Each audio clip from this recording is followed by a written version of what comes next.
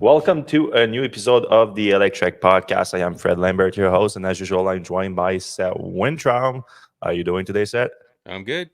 All right, we have plenty to talk about this week. There was a Tesla earnings. There was a lot of new unveilings for early in the year like that. We have the new Macan EV to discuss. After years of teasing, we finally have all the details. We also had the test drive, obviously, from Seth, but now we have like all the specs and do we have? I'm not sure we have pricing, but we'll see about that.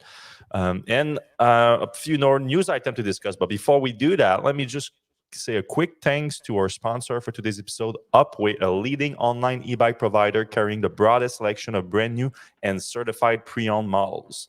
We're going to have a little bit more to say about them later on the show. They always have some great deals because of their very cool business model.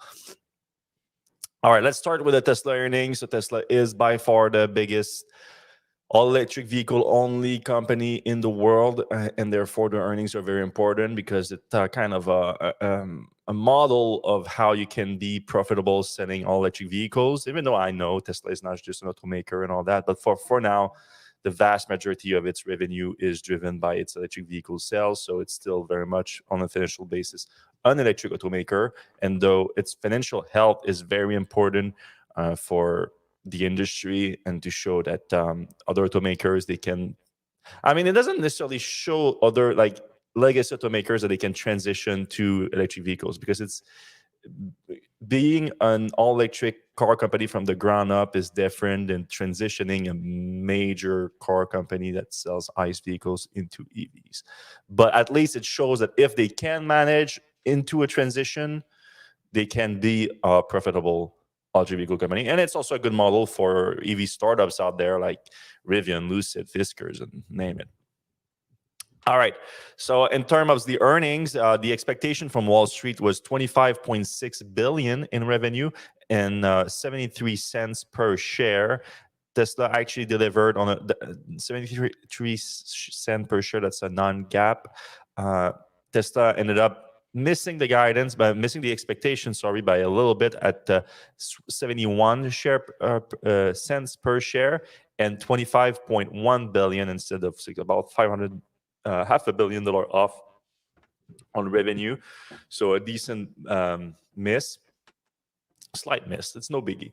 But the actual gap earnings was like super high, but that was because of an accounting change that happened that ended up giving this an actual $2.27 per share. But we always use the non-GAAP because that's what most of the industry, most of the analysts use in terms of prediction, because it's more representative of Tesla's business, really.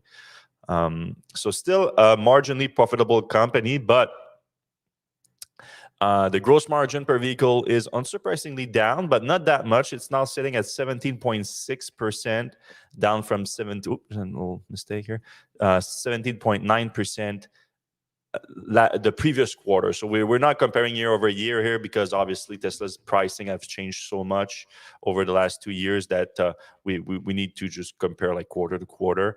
And the cost per car has also gone down. So that's a good sign, but not fast enough to compensate for the price cut, because obviously the gross margins were affected. So I think that's kind of the bulk of like in terms of actual revenue. But Tesla's still adding to its giant cash pile. Now I think it's sitting at 20. I don't know if I can see from here. Can I not just blow this up from here? I might have to do this.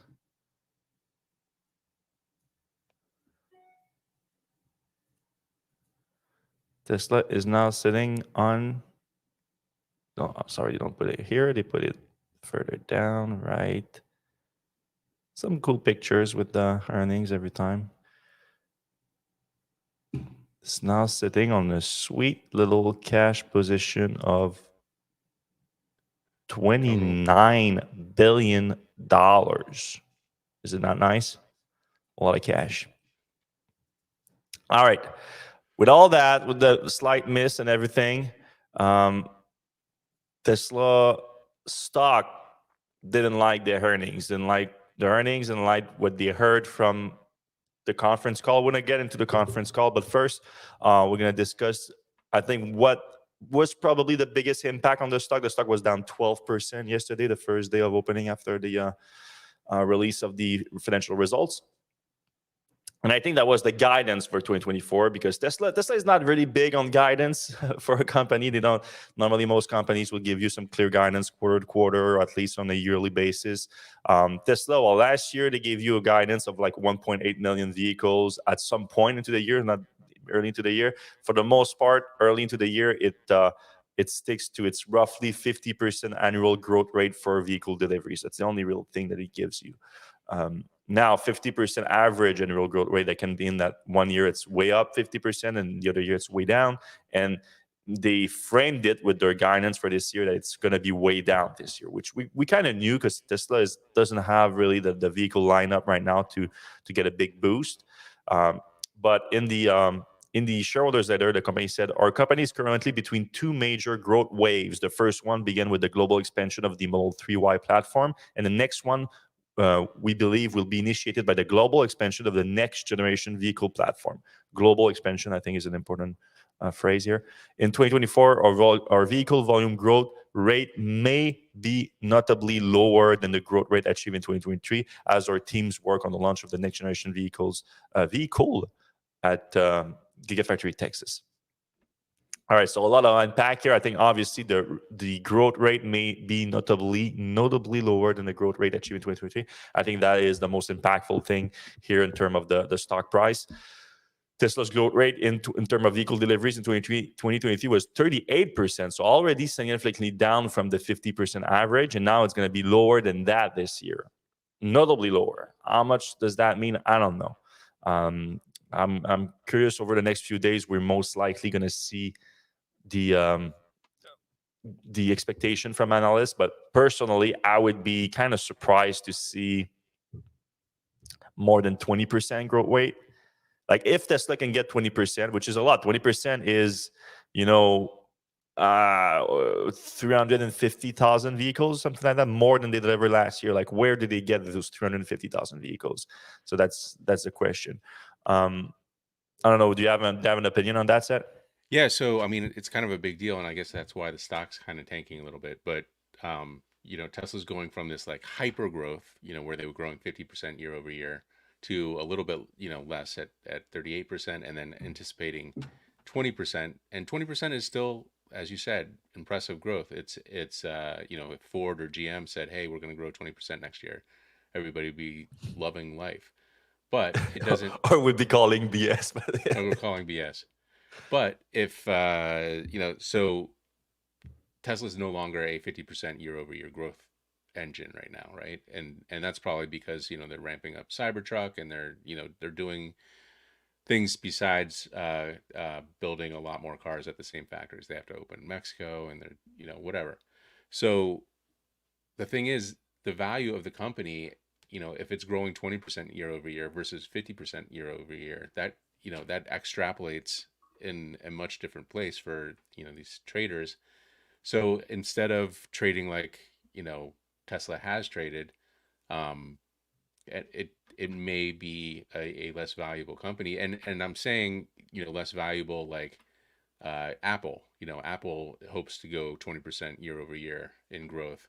Uh, Apple's a great company. Everybody loves Apple, but Tesla made $10 billion last year, right? Apple made $100 billion last year. If they're growing at the same rate, and they're theoretically, Tesla should be worth a tenth of Apple, and Apple's worth 3 trillion now. Maybe Tesla's really worth $300 billion, which would still make it the biggest car company in the world, even though Toyota and I guess VW make a ton more cars. But maybe we need to kind of jigger our expectation for the Tesla stock price here. Maybe it's not a $500 billion company. Maybe it's a $300 billion company. I don't know. I mean, there's still so many growth opportunities. I mean, the FSD thing is kind of out the window, but um, the battery stuff could, as Elon has said in the past, the battery stuff could be huge. There's still tons of opportunity out there, still a lot of growth opportunities, but I don't know. But do you think Tesla can grow less or more than 20% this year? I mean, it could certainly grow more than 20% this year, but if that's what they're forecasting, I wouldn't bet on it. Yeah. I mean, they're not forecasting anything. They said it's just a notably lower than 38%. That's what the only thing they really said. Because obviously, yeah, the Cybertruck is the only real new vehicle in there, and like if they deliver like 50,000, it would be like most likely pretty good. So you only have a fraction of what you need to achieve 20% right there. I think the Model 3 is probably where they have the most growth opportunity in 2024 versus 2023, because it looks like Tesla delivered like fewer than 500,000 Model 3 in 2023, and they delivered 1.2 million Model Ys. So that's probably some balancing to do here that could work. But yeah, 20% I still think would be like very good news. Because let me share this real quick here when we talk about what you just said about growth at Tesla. Because if you look at the year over year growth, even though Tesla delivered a lot more vehicles year over year in Q4 2023 versus Q4 2022, revenue basically was unchanged from automotive business, from delivering those cars. Tesla made 21.3 billion in 2022 Q4 from selling vehicles, and 21.5, 1% growth. Even though the vehicle delivery growth, which should be, And that's because of the price drops. yeah, vehicle delivery here grew 20%. So vehicle delivery grew 20% year over year, but revenue grew 1%. That's because gross margins are down 23% year over year. Um, Now, on the other side of growth, that's interesting. In energy generation, storage revenue grew 10% year over year, which is significant. But I think there's room to do even better than that, because obviously there's still a ramp up of Lathrop factory, and then you have the new mega factory for mega packs in China. And when those two are running together full capacity, which should be probably next year, because of China is like quite recent, but still you should see an impact in 2024. And that's gonna probably accelerate a lot, because then Tesla's gonna be able to focus the production of each of those plants for project closer. So it's going to reduce the transit time for all these projects, which can be quite long, and that should get things rolling a lot faster. So something to keep an eye on that. And then the service and other revenues grew 27%. So that's very major. And also, I think Tesla confirmed that they are now significantly profitable on that. So Tesla specifically highlighted it would be nice to Tesla to break down, especially with Elon saying, it's an AI robotic company. It's like 12 startups in one. It is that. I agree with him, but they don't give you a lot of transparency into all those different business aspects. So I would like Tesla to break down like its supercharger business. That would be so helpful. I would like to see like how the supercharger business is profitable. Tesla could like maybe give a little insight for these other charging station operators that are not making any money right now, because Tesla made it sound like it was profitable on that front. And then obviously the selling parts for its car, that's always a profitable business. That's how GM makes a lot of money. And then selling used cars, obviously that's also a big part of this. So I would like to have a breakdown of this $2 billion now that Tesla is making a quarter from all of these different businesses. Do you think them broadcasting those numbers would help the stock price? Do you think analysts and retail investors are I don't know if not? it would help it, but it would certainly help the market better understand Tesla. Now, does that help the stock if you have a better understanding of Tesla, or does it not help the stock? Yeah, If that's you a want good to be point. transparent, like Elon says and everything, like I think that would make sense.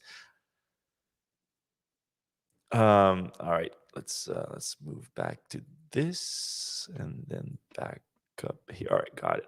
All right, now let's move to some of the things that Elon said during the call, because that most of the news came from that really.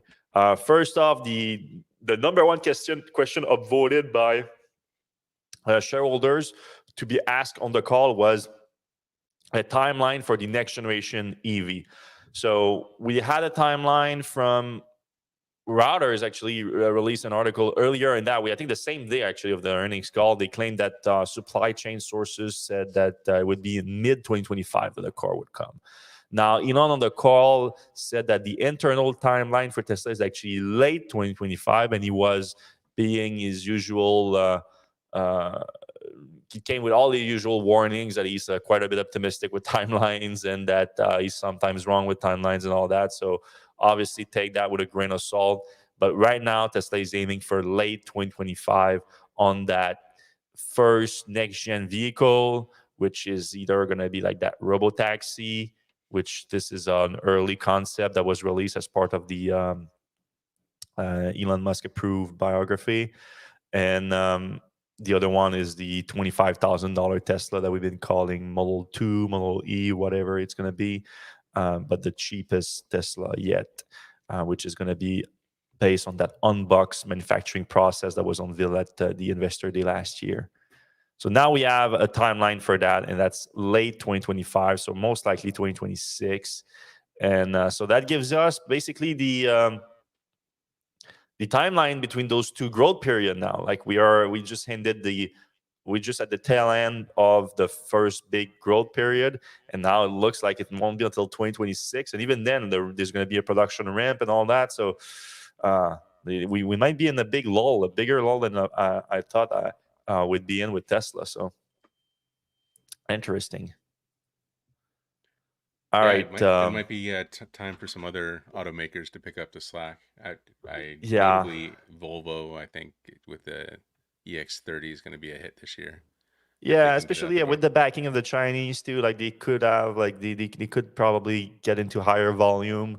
It's not. I haven't seen anything like big in terms of numbers so far, but there's certainly plenty of vehicle programs out there that could go big, like Tesla. But it looks no one has the guts that Tesla has at this run, like in terms of like planning for just crazy volume, other than BYD and some of the Chinese, of course. But for them, they just don't come to North American market just yet. All right. The second most upvoted question was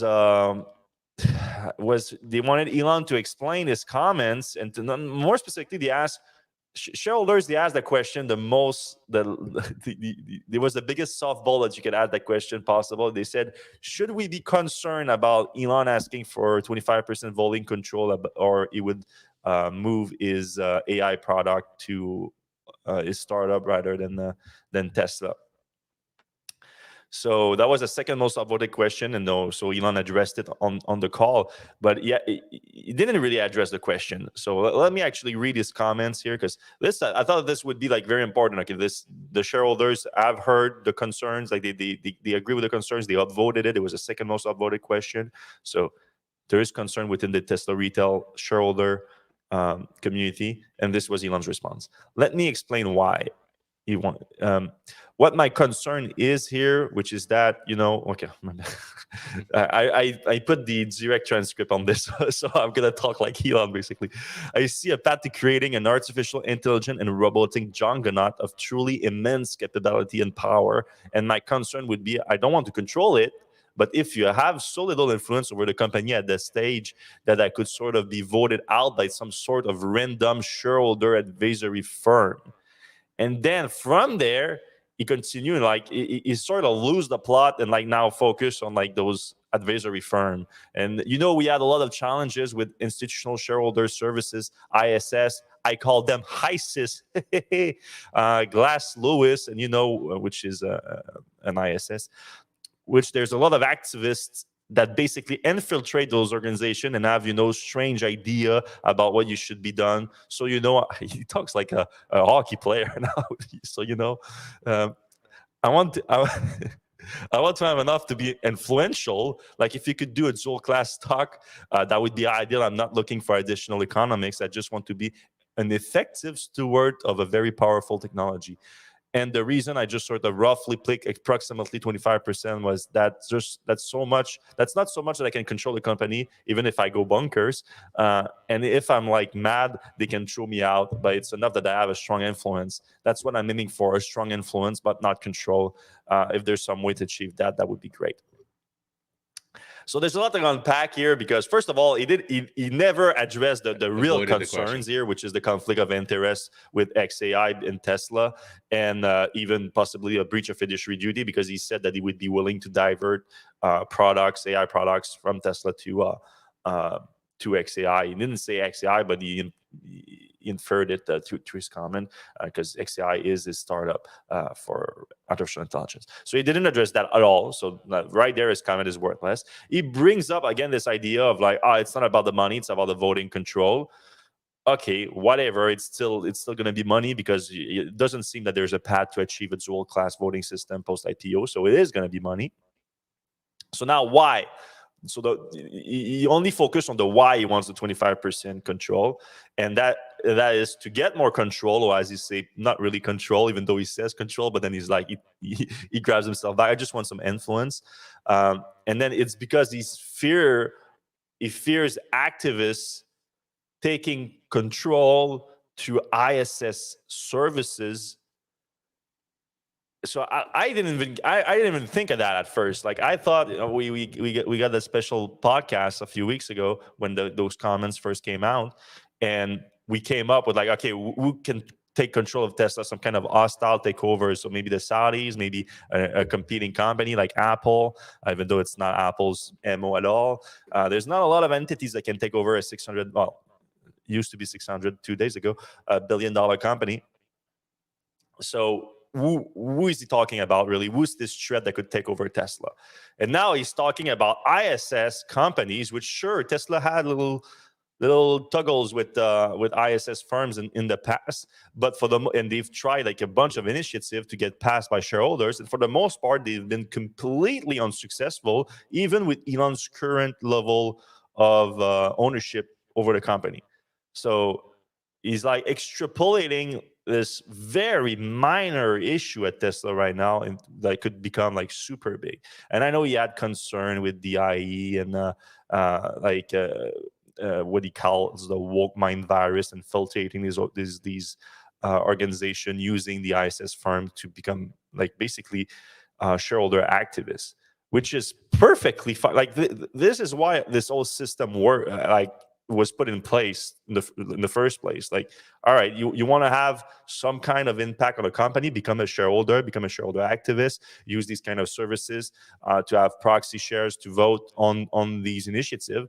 And Tesla shareholders have shut down all those initiatives so far. So I really don't see this as a significant threat. AI or no AI, it doesn't, like, you can argue about the intention of those activists within the ISS community. I would never compare them to a terrorist organization, obviously. Like, that's madness to them to do that, but I guess it was joking, whatever. But even if you can challenge their intention, you cannot argue that their effectiveness is bad. Like, they're just not effective at what they do, at least when it comes to Tesla. So for him to use that as an excuse of, like, even like now at 13% ownership, probably up to like 18% if he exercises shares, that's not a real problem. So it's not a great argument on Elon's front, I think. Anything to add on this, Seth? Yeah, so I mean, he mentions that it's funny. The reason I sort of just roughly picked 25% was that that's not so much that I can control the company even if I go bonkers.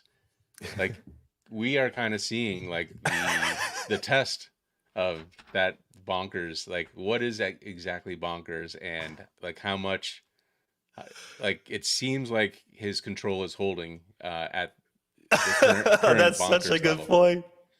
So you're saying that, like, he is putting a scenario in the future that we're actually experiencing right now, and what he says could happen, which is you could still kick me out at 25%. We cannot kick him out now at 13%. So exactly. So his point is completely Muth then. Yeah, he's Oh, that's proving a his own good point. point. I didn't even see it like that. Oh, that's good. That's gold right there. You should tweet that. Um, all right, let's move on from other things that Elon said during that was sort of interesting. All right, this one. So one of the other top voted question from shareholders was what was happening with those talks with other automakers about licensing full self-driving package, FSD package. So that's something that Elon first said in 2021. He said that they were having tentative discussions with automakers. And then last year, he also said again that he would be perfectly willing to license autopilot and full self-driving technology to other automakers. He says it's the way forward. And then when asked what happened with those conversations, he said this week, I really think a lot of car companies should be asking for FSD licenses. And we've had some tentative conversations. So again, confirming that.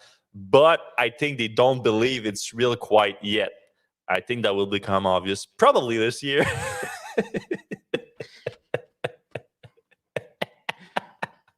This year, it's always Oh my gonna be God. this year. This is hilarious. So we are a month into 2024 and we have already the prediction. So it's probably this year. Well, now he says probably at least. Before that, it was always so just a few months ago, it was by the end of 2023. And it was like very likely or something like that that he used. Now it's like probably this year, just a month into the year. Um, and there's no clear goal anymore. Like it's he did tweet yesterday something about like things will go crazy at Tesla once we have unsupervised FSD approved by regulators. So at least I like that comment because now at least it shows that that's still the goal, that they're not going to move the goalpost again. And now like FSD is just going to become like the beta right now, which is just like us supplying that data for Tesla and having some sort of useful features like auto park, I guess, which I use like twice a year, but not the promised full self-driving beta.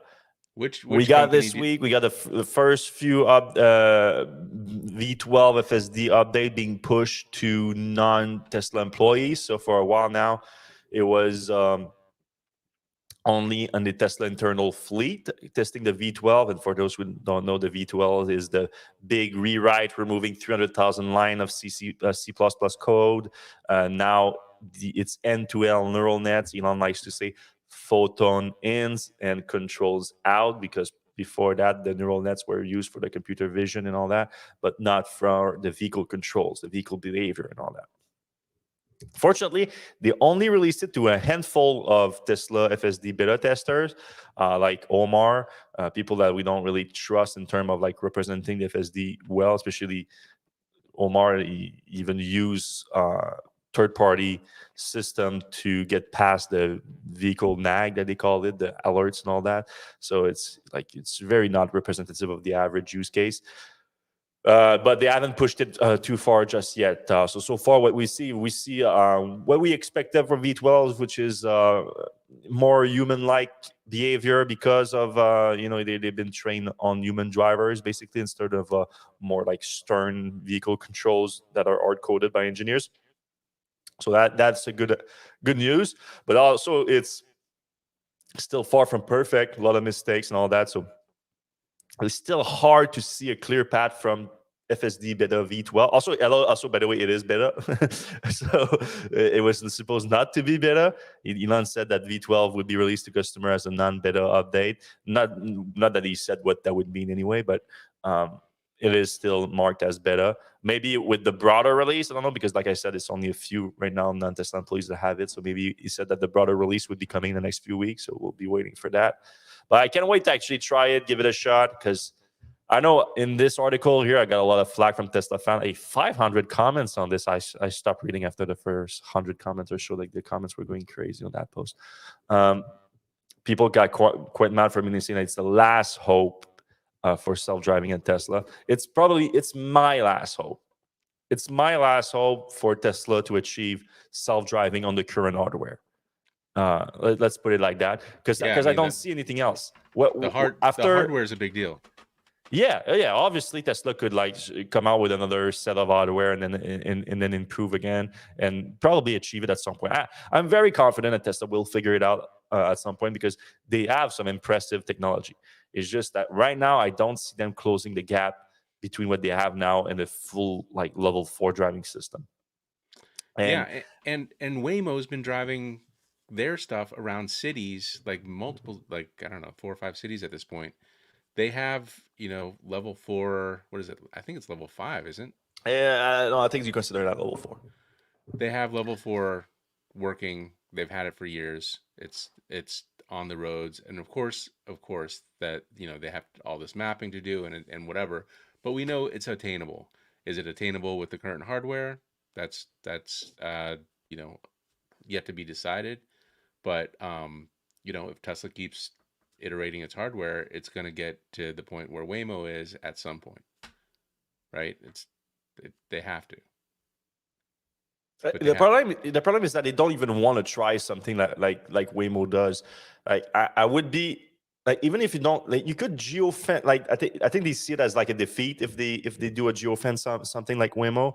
But maybe they could try like a geofence without mapping, like Right. just like get really good with something that works in a specific area and show at least that you can do something like Waymo, even if you geofence this without doing HD mapping of that geofence area. You just get real good in a specific area, but they don't seem to be there yet either, which is the real worrying part here. And like if everyone says like, oh, you cannot compare Tesla and Waymo, like you can, like it's like close enough of like the thing that you want to achieve. The end goal is close Yeah, enough. and I think Waymo certainly intends to make their. I mean, they're saying like every new city they add, it becomes easier to map, to geofence, like Mm.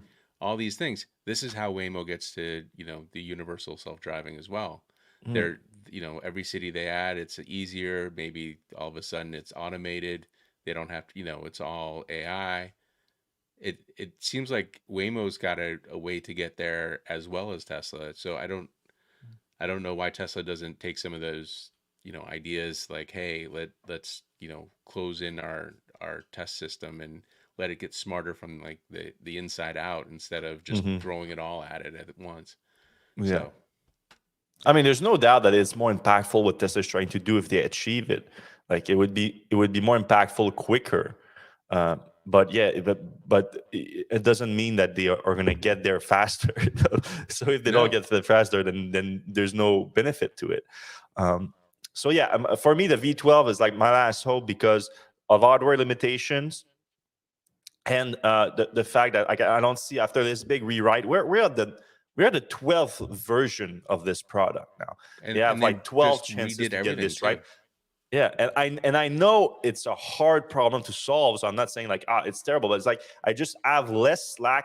I give less slack to a company when they already sold me the product like 6 years ago. So like, did you sell me the product 6 years ago? I'm allowed to complain that you haven't, yeah, haven't delivered on what you said you would.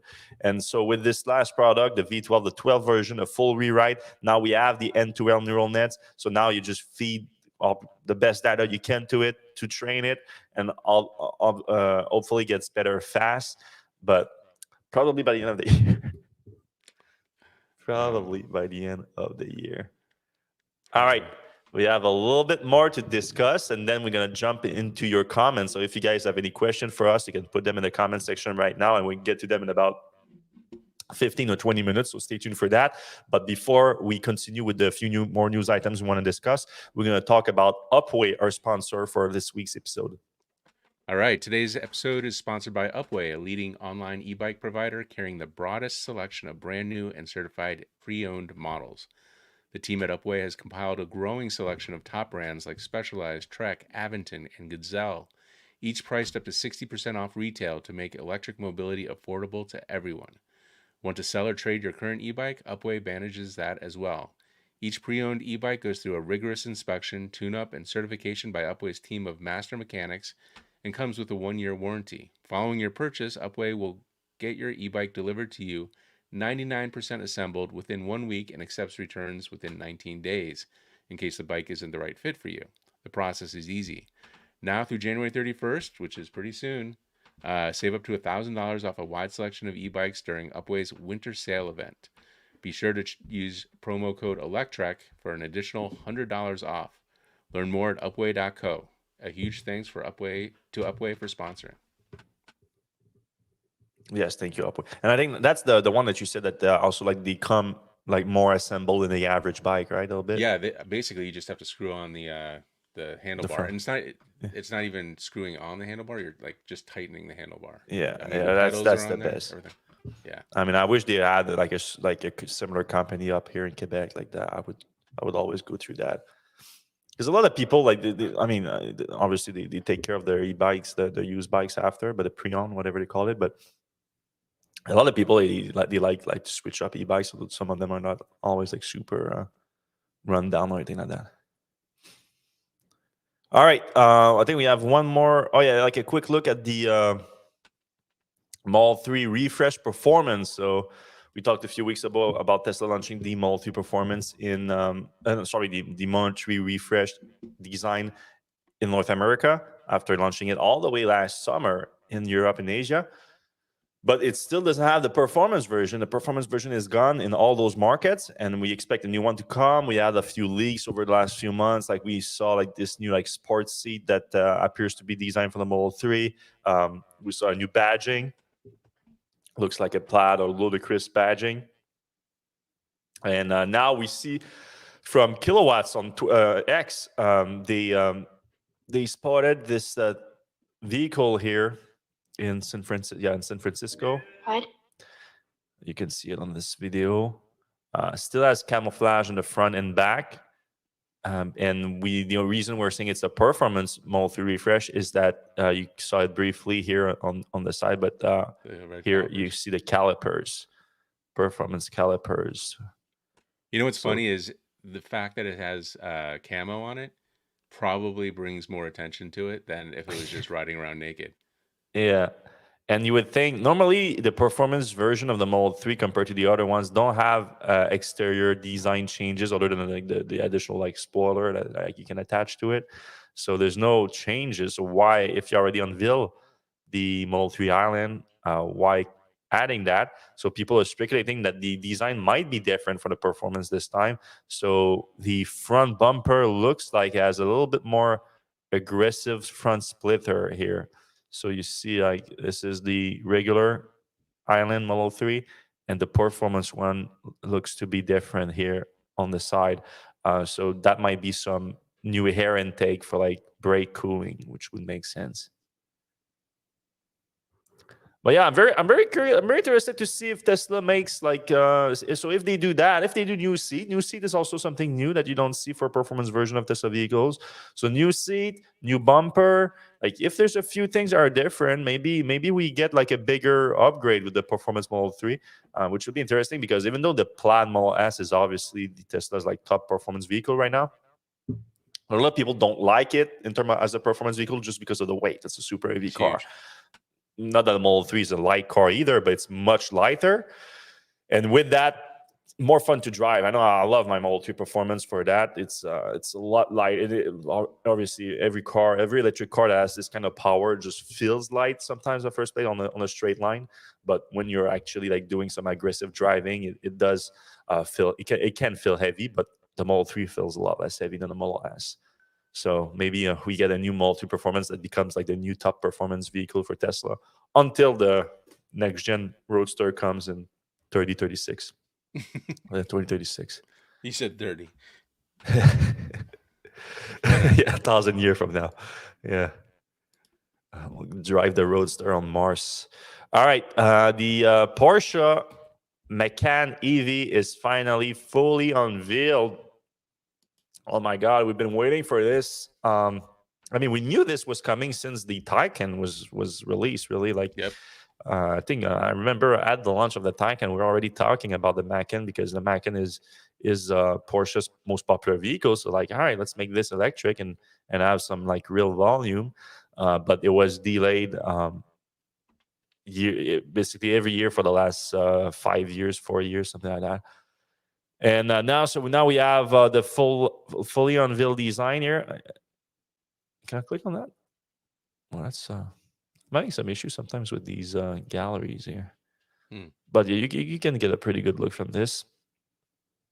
All right, so we have the European spec for the car. So European specs is up to 402 horsepower, 300 kilowatts. We have 479 of the pounds per foot torque with overboost. Not sure what overboost is. Up to 381 miles, that's 613 kilometers of WLTP range. So we should get over 300 miles of EPA on this thing, which is real nice. Meanwhile, the Macan Turbo boasts up to, okay, so that's for the regular Macan, and then you have the Macan Turbo. uh, 630 horsepower, 470 kilowatts of power, 0 to 62. So that's 100 kilometers per hour in 3.3 seconds. Ooh, That's that's fast. fast. Yeah. What else do we have? So the turbo has a little bit less range at 367 miles, 591 kilometers, but still, that's also probably going to be over 300 miles. Yeah, And Porsche that's is known for having like they are pretty conservative on that front. I don't know about the WLTP, but EPA we had some good results, right, with the right. Taycan, Yeah, Taycan was always over the EPA. which is very good for range anxiety.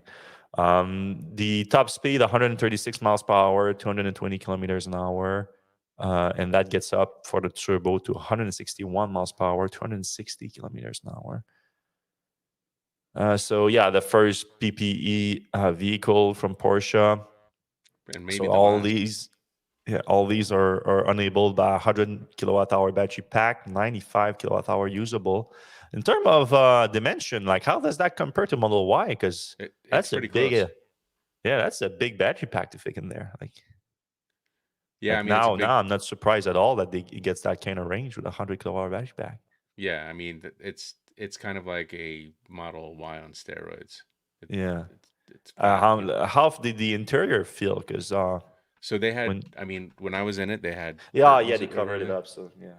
And it's kind of frustrating because like we keep getting drip drop tons of information from Porsche, but like, so here's an example.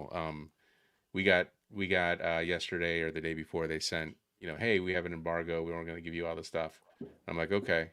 And then between the time that I signed the embargo and they actually delivered the information, which is basically these pictures, Peter found a some guy who tweeted out a bunch of these pictures, and I hadn't received it yet, and they got pissed at me. So they were like, "Hey, you posted the pictures." I was like, "You didn't give us anything yet.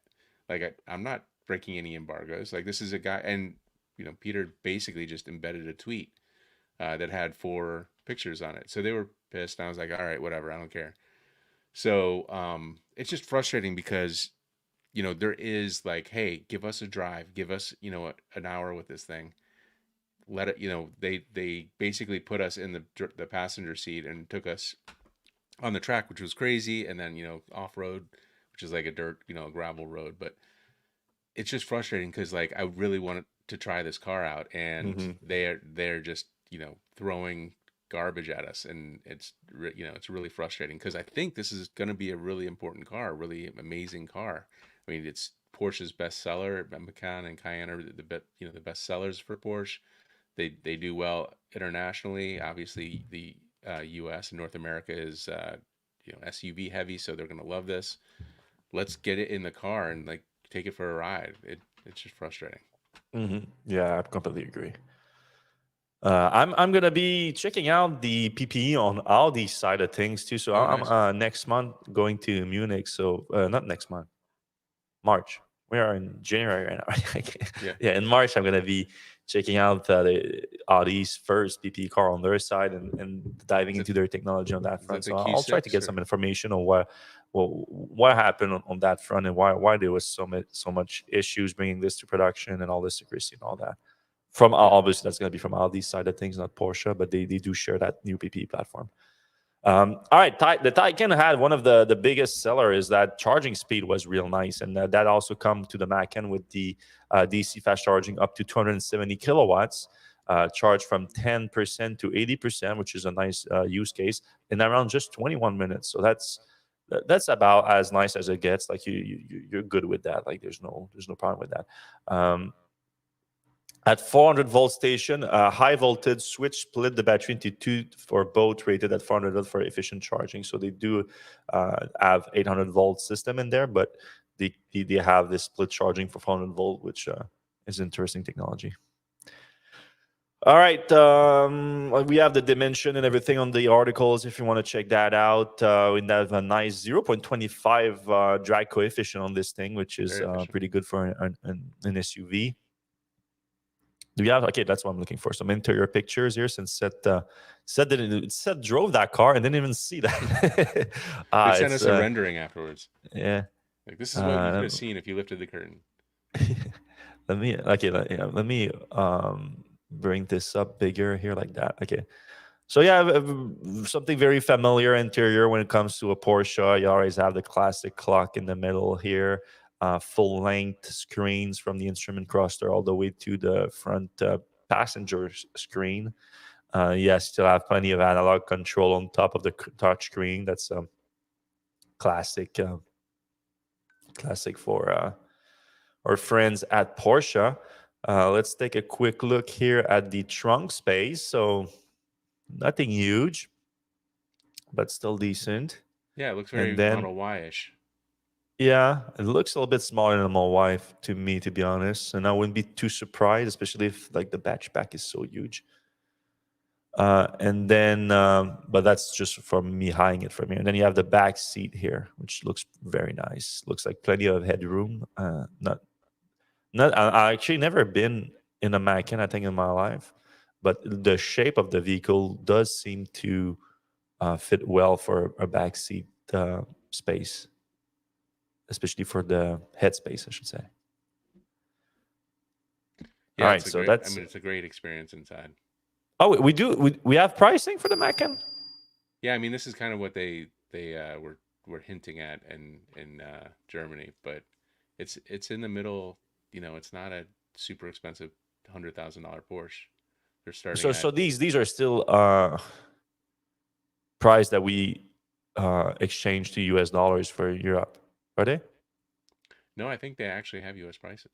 Okay, these are US pricing. Okay, starting under $80,000 at 78,800, and then it's an SUV, so you theoretically could get. Yeah, but it's not going to be built in America, though. Right. Yeah, I mean, lease. If you lease it, then probably you can get around that. Yes. Yep. The turbo will start at $105,000 because it is a performance vehicle, so not cheap, but also not ridiculously expensive for the base version, which gives you more range than the turbo version. I don't know how many people the Macan probably the Macan starts a lot cheaper than that. So that's always the problem with you going with an making an electric version of an existing vehicle for an automaker. So the Macan price in the US is starting at $62,000. So it is like $15,000 more expensive. But you get a bigger car, I think. I think you do get a much better car. And then when you look at gas savings over years, I don't know what's the fuel efficiency on the Macan, but I have a feeling it's not that super efficient. All right, speaking of electric SUV, we got a up-close look at the Lucid Gravity. So our own electric scooter, and that's not a scooter that we sell, but it's our scooter doll, one of our correspondents based out of the Midwest, but world traveler to say the least. Checked out, went to Arizona to Lucid's factory for an event, and they showed the Gravity, which is a very important car for the company. And I don't know. I have my doubts about the Gravity sometimes when I look at it, especially the profile. Yeah, it kind of looks like a wagon. A little bit. Which is not popular in the US, but could find a nice market in Europe, maybe, which I know Lucid is kind of marketing itself as like the way it markets itself could be popular in Europe. That's an interesting little what do you call that? Like a little rug for your frunk rug. Yeah, I guess it's for sitting. It's like a chair. Yeah, a little bench. Do we have the specs on this? Oh yeah, so that's on a nice like third row view here. Yeah, I do like the design of that second row too. It's like, especially Those for look kids, looks comfy. perfect at third row. Oh, that was Scooter sitting in. Scooter is 5'11". Not, I mean, I'm not gonna say that does great leg room, but he does fit. That's in the If third it's row. Yeah, if it's for like a quick like transfer from the airport or something like that, you could fit 5 people in the back of this. Yeah, I'm not mad at it. Like I said, it's just the oh, you still have a little space in the trunk too when you have the back seat, the third row back seat. It's just the profile of it that that was not it. Yeah, it's here. A profile. I don't know. Mm. Maybe with the trunk down, because I know that it's a giant opening that they have here. Could be a better look, but it just doesn't work for me in terms of a SUV.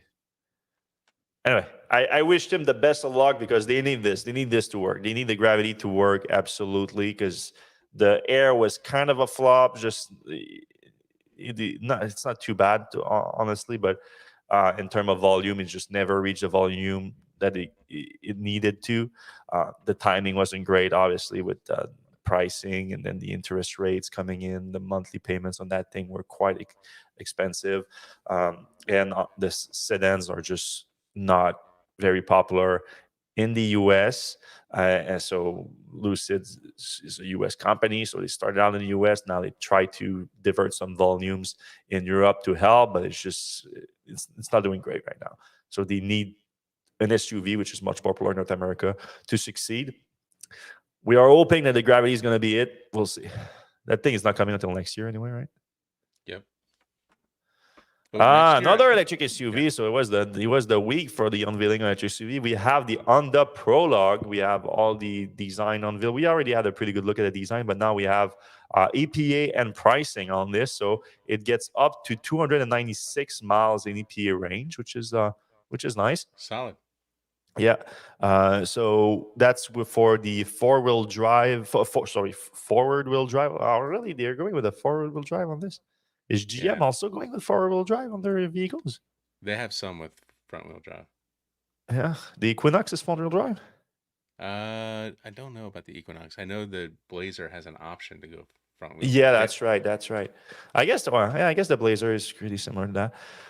So yeah, the EX four-wheel drive is 296. You also have the touring version at 296 with four-wheel drive, but the EX can come in all-wheel drive, and that drops down to 281 miles of range. Same for the touring, and then you have an elite version at 273. I assume that thing has like bigger wheels or something. It drops the range. Pricing start at $49,000 and goes up to $60,000 for the elite version. But you can get an all-wheel drive on the Prologue for just short of $52,000, which is nice. That's a nice option. Uh, what else can we tell you about this? 288 horsepower. That's for the all-wheel drive. Okay, so nothing crazy. 212 for the forward wheel drive. That's going to be kind of, I mean, that's Chevy Bolt power in an SUV. It's Yeah. going to be a little bit underwhelming, I think. So Honda comes with the Google Wireless, Apple CarPlay, Android Auto compatibility, 19-inch wheels. That range is enabled by an 85 kilowatt hour battery pack. They only gave us the metric of 60 miles of charging around in 10 minutes. So that's just not a great metric It's not because, okay, is helpful. that the first 65 miles from a 10% state of charge? Like that's just not great metrics to have. Um, yeah, that's pretty much it. You get some EVgo credits with that, which won't take you that far. The design is good. I'm not mad at it. I probably would prefer a Blazer or Equinox over this right now, based on what I get. But I haven't driven in, so I shouldn't say anything. Like, I think we have Scooter driving this in a week or two, right? Oh, I'm not sure. Maybe, I think Scooter is driving this next week, if I'm not mistaken. So we should get Scooter on the podcast whenever he's after his ride to give us some impression on this. especially since I think Scooter has also driven an Ultium vehicle before from GM. We'll figure that out for you guys and let you know. But it would be interesting to see like a nice comparison of an Ultium GM vehicle versus an Ultium Honda vehicle. See if there's interesting difference on that front. We'll end. We're gonna take your comments just after this article, which is bad news for Polestar. They are cutting about 15% of their workforce.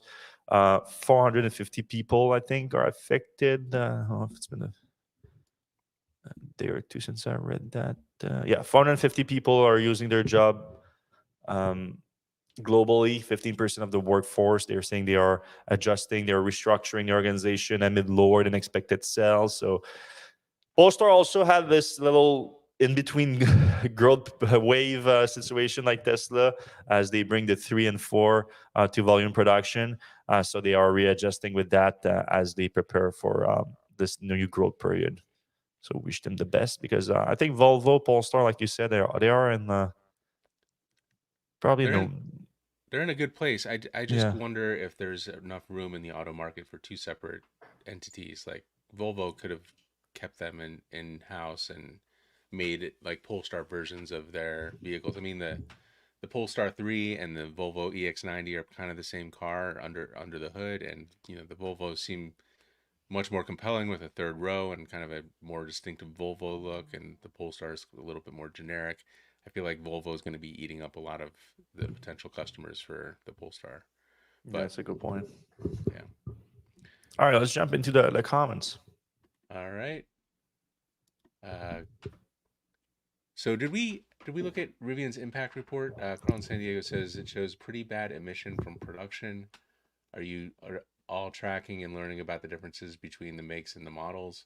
And my understanding with Rivian is that they are really working to kind of reduce the impact from the production.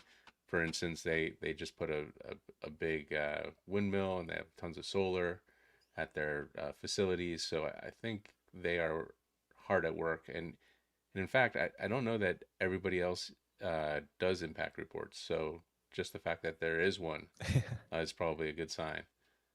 How about you? Yeah, and if you do one and then you realize, oh, maybe we are polluting more than we thought, then you at least you can uh, find out where that is coming from and adjust. I know that Tesla has been in a similar situation, and those impact report have them pinpoint exactly where they need to adjust. Yep. All right, question. When do you guys think Tesla will start building chargers more geared towards Cybertruck pulling trailers? It seems now that they would have to unhook the trailer before they charge. Yeah, we saw the jerry rigs, everything had to do that with the Cybertruck, um, which is, painful. Tesla already has some places where you can pull in for with a trailer. Obviously, they'll have to do more. I'm more interested in, you have to pull up that Cybertruck like within an inch of Hmm. the curb to charge now. Obviously, the V4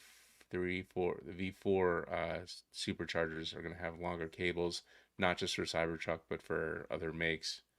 Um, I don't know when are we going to see like those roll out a lot further, I guess. I think Tesla. I don't think that's going to be that big of an issue. Obviously, for early owners, like everything, it's going to be an issue. But over time, as they ramp up, I think Tesla has pretty good look into the data. They know where they would need those and when. And we see it right now in plans for new supercharger. These are planned for most of the bigger new stations. So I think that's a fairly small problem that should be figured out. But I know it's an annoying one when you're stuck and having to unhitch your trailer. So we're hoping that more new stations are going to have that. But it looks like Tesla is aware of the issue. Yeah, they have to be aware, and they also know that they're going to build a lot more Cybertrucks. So, Nick Cedar says, "Question: Do you think Elon's maneuvering about AI development is a sign that he knows now that Level 5 is unachievable and he's bailing out on it?" Would be interesting. That would be I mean, his. level five. Like, if Elon doesn't know that level five is unachievable on the current, at least on Worth 3 vehicles, on vehicles that don't have like self cleaning for some of the most important cameras, um, I think he's being completely delusional. if that's the case. I think level 4 is possibly achievable on hardware 3 vehicles if V12 is a success. Um, at least if V12 shows a path towards that.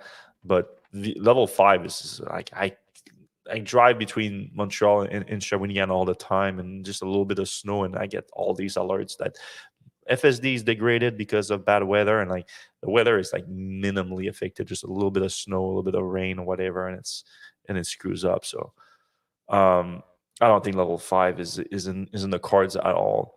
Now, is Elon maneuver his AI development as a sign that he knows that? I don't know about that. I don't know about that exactly. I think I think he wants. I think Elon wants to erase his loss of Tesla shares and control from his Twitter acquisition with a nice, juicy new CEO package, and that's his way to announce that to the world. That does feel like the case, which is kind of frustrating because he did make the choice to spend all that on Twitter, and he made the choice to spend that particular amount before the stock market kind of went down and Twitter's value went down, but he was still going to spend that much money, so he Mhm. made that choice. All right, Bala Kumar says the price of EVs are going to determine who is going to be the market leader in EVs, and at this stage, it's not Tesla as taken over by BYD. What do you think about that? Yeah, well, I don't know. Like, we'll see about that. Like, BYD is still very new at making like higher end vehicles. I'm not. That's just a fact. Okay, like vehicles that are comparable to Tesla. Let's put it like that. So we'll see how successful they are with that in China, which I strongly believe they will be successful. Now we will compare. Like it would be nice if we could compare their cost and margins making these vehicles in volume in China to Tesla's costs and margins um, selling these vehicles and making them in Shanghai. And then if you could replicate that, like if BYD wants to enter like the North American market, for example, they're gonna have to build here. Like it doesn't like the current protectionist conditions installed by the government or make that the basically the only option or the only viable option, profitable option, let's say. So what would be interesting is could BYD do that in the US? Like they have some operation in the US on the commercial sides of things and all that. So I think it's possible, but could they be as successful at Tesla doing it in the US? We'll see. But yeah, the price of EVs is a major impact. There's no doubt. All right, John Kishage says, think about what happened to OpenAI. It's probably why Elon is worried. He's referring to Sam Altman, the CEO, being ousted by the board temporarily. Then a whole bunch of stuff happened. Microsoft hired, I guess, sort of Altman, and then the whole basically 80% of the employees said they're going to leave if they don't reinstate him. The board changed, and then they reinstated him. Elon probably saw that. He knows Altman pretty well. They've been friends in the past. I don't know if they're that friendly these days, but you know, I'm sure Elon is afraid on some level of losing his control. So I don't know. What do you think? I think it's worth mentioning though that Altman doesn't own any equity in OpenAI. That's a good point. So Tesla owns still more equity than anyone in Tesla. So and also we don't even know exactly what happened with OpenAI. Like it's the board never said exactly why they fired Altman in the first place. They said he wasn't being transparent. You could probably say the same thing about Elon, but they never explained why, and that's why they ended up rehiring him because they were given an ultimatum by employees. Now here's a better question because you brought in the comparison, and you brought in the fact that the board was pressured by the employees to rehire him or to not fire him or whatever. You think that the board, no, I'm not saying that it's going to happen, but the board fires Elon as CEO tomorrow. Do you think the employees I don't. I would don't think it would rally be. behind him? I don't think 80% of them would, especially Yeah. not the people on the line. Yeah. Certainly some would, but I think especially with the salary cuts lately, I Yeah, that's think what I was going to say. Yeah. morale's a little bit lower than it has been in the past. Yeah. It's hard when like a lot of employees saw their compensation, their yearly bonus and all that go down this year. And then at the same time, Elon is asking for like a $60 billion compensation package. It's I know he's not asking for more economics, but it just so happens that it comes with more economics. All right, I'll Maybe indulge. Elon should do something like he gets a $60 billion compensation plan from Tesla, and then it gives out the shares to his fans with a proxy that he votes the shares for them. They get the financial benefit and he gets the voting power. Oh, that would be interesting. I'm sure everybody would be into that, except Elon. Well, not, but Elon would be that he claims that that's what he wants. He only wants the Claims. voting power, don't want the extra economics. Though at the same time, I don't know how the value of those shares would like how they would unless Tesla starts giving out like dividends or anything like that. Like they won't because they couldn't sell them. You could sell, or they could only sell them between themselves that give the proxy to Elon. So it would be a mess for sure. I don't think it's actually executable, but Yeah. it's an interesting concept. It would test if what he said is true about not wanting more economics, just wanting more voting power. Oh, and it's funny. This is something I pulled up last week. I was just rooting around, but Elon has said in the past he has talked about Zuckerberg at Facebook having he talked about it as a bad thing that Zuckerberg had outsized uh, power. Oh, he owns like a few percentage points, but he has basically half the voting shares at Facebook. And Elon has said in the past that that's bad. So it's funny that he's hoping for something like that now. Mm-hmm. Yeah. So I don't know. I should indulge Carl here. Elon is a megalomaniac. Unless you can accept that, you'll continue to be confused about his motives for full control. He believes he's a god, and everyone else is trying to keep up. That's why Elon can say AI is the most dangerous tech, and yet trust his companies to rely on it for the future. Complete hypocrite. And then I think he's not confirming FSD licensing conversations. He's making them up out of thin air. Shareholders should hold him responsible for that lie. He's used it twice. I don't think we have proof that that's a lie. Like, Yeah. and I mean, especially, I wouldn't be so surprised um, amid like Tesla talked to every single automakers operating in North Right. America over the last year about NACS. So if they're talking about NACS, they're talking about deal to access the supercharger network.